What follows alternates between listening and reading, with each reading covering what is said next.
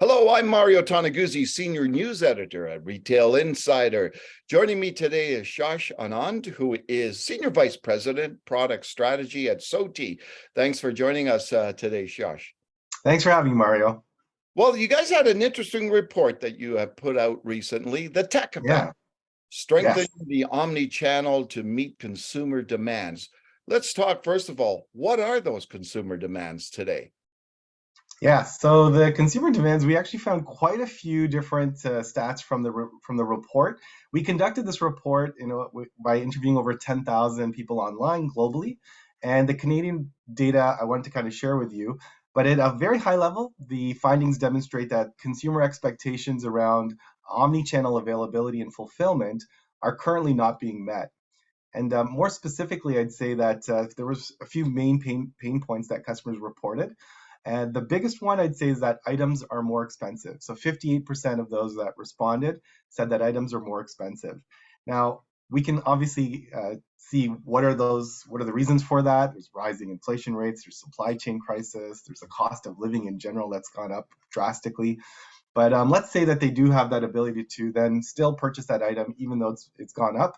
The second biggest problem was around items not being available. So 34% said that items are no longer available. I don't know about you, Mario, but I also kind of witnessed that when I went to go for children's Tylenol. We've heard in the US about baby formula being a big challenge. So this items being no longer available is a big problem. The other area, Mario, is around, let's say that you want to purchase something online. The other big impact that consumers reported was around delivery charges. Delivery charges are much more expensive.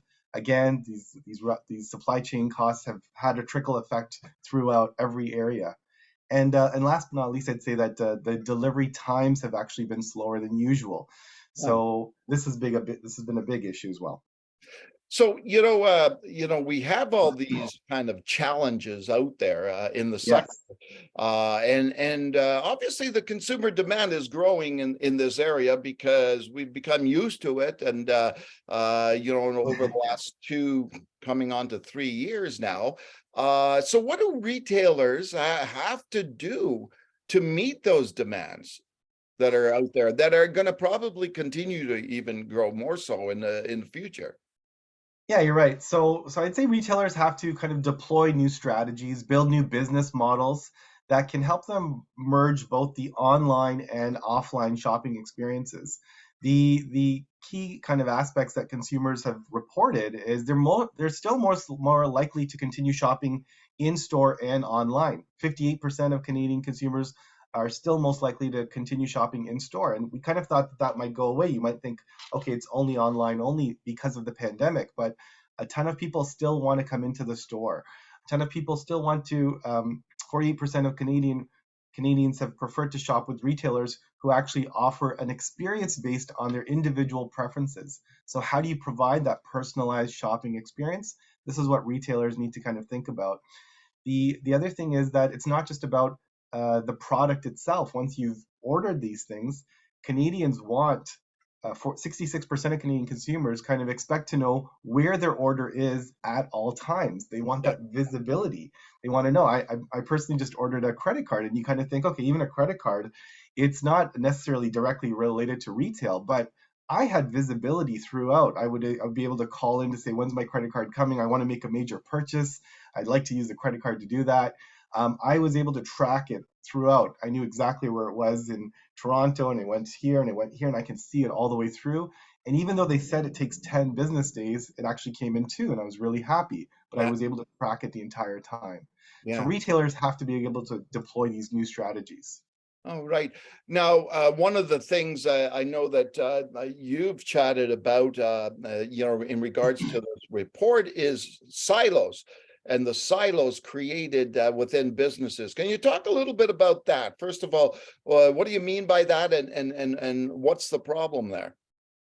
So the silos come in where, what if I do decide to, for example, call into the retailer, or what if I go to a specific store and I go to that store and the item's not available? What is the then next alternative? In the case of the children's Tylenol, I asked the representative there, the associate, I said, where can I get this? No clue. I said, when is it coming? I'm not sure. So this is where it's I'm not getting that personal experience. I would go into the store and I could just it would be like going into any other store. So these silos are, one and foremost, it's about, okay, what is the experience like from store to store? If I go, I work in Mississauga, which is about a half an hour. What if I went from one store to another store? There, it's a completely different experience, different people. If I search online and I'm trying to do my research, that's another experience. If I go in and I make a phone call to call about a product and ask more questions, that's a different experience. These are the different silos. But if I had an omni-channel experience, the online, the mobile app, the social media, they're all kind of interconnected. They all know that, hey, I've been searching for this type of product. I've been looking for it. I want to do some competitive analysis. Maybe when I go in the store, does the associate know who I am? And do they know the things that I've been looking for? And maybe the items that I've been searching for in my shopping cart are available.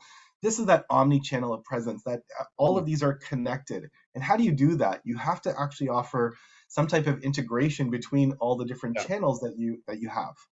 So do you think consumers today are more demanding than they were, say, 10, 20, 50 years ago? They want things and they want things done right.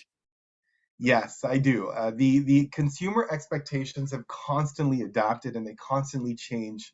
And it's because we're able to incorporate different types of technology into the customer experience. And I believe that the customer experience can be greatly enhanced with the help of different types of mobile technology, IoT, sensors. If you look at kind of things like smart displays, that idea of a personalized shopping experience will bring me back more often. In fact, if you kind of look at smart displays, digital mirrors, geolocation, if I know the location of you both outside and inside, what devices are being used. So I would say that technology has really changed the game in terms of consumer expectations. And it's continuously where, hey, if I can order something on my phone now and it comes within the same day, that's now a wow factor. I believe in one of your earlier reports, you guys mentioned that the average delivery time has become 4 days. Yeah. So that's slower than normal, according to what normal is. So normal has changed quite a bit with consumer expectations. Yeah, I want to take a look at, we always talk about supply chain issues, Yeah. but Mhm. the other aspect of that whole supply chain is the backside, or not the backside, but the reverse side of it. So the reverse logistics of all the returns coming back, like, Yes. where are retailers with that these days? Yeah, that's a great question. So I would say that even for Canadian consumers that reported on their expectations in terms of consumer expectations, there's two or three aspects to this. 58% agreed that they prefer a more sustainable way to return goods. That was a pretty interesting one. Canada actually ranked among the one of the top countries in the study on this particular aspect. 57% stated that they're more likely to shop from an online retailer that provides multiple options to do a return Mm. to return a product. So maybe it's to go to a specific drop-off location, maybe go back in the store. Maybe I've got some recyclable packaging that allows me to return these products easier. In fact, one from the Canadian Consumer Report, 44% of respondents said that they would prefer to shop with a retailer that offers carbon offset and more recyclable packaging when it comes to returning a product. This has been a bit of a challenge for many retailers to do that reverse logistics, because a lot of consumers, I know my wife, for example, will buy multiple sizes of shoes for our kids just to find out, okay, I know I'm going to have to return 3 out of the 4 that I'm purchasing, but it's not easy. It's Yeah. complicated. So if retailers can kind of work, again, leveraging different technologies to make that reverse logistics a lot easier, I am more likely to stick to that brand as a consumer. I'm more likely to say, wow, these guys really know me as a person. And that improves the brand immensely. All right. Josh, is there anything else from the report that struck you as interesting?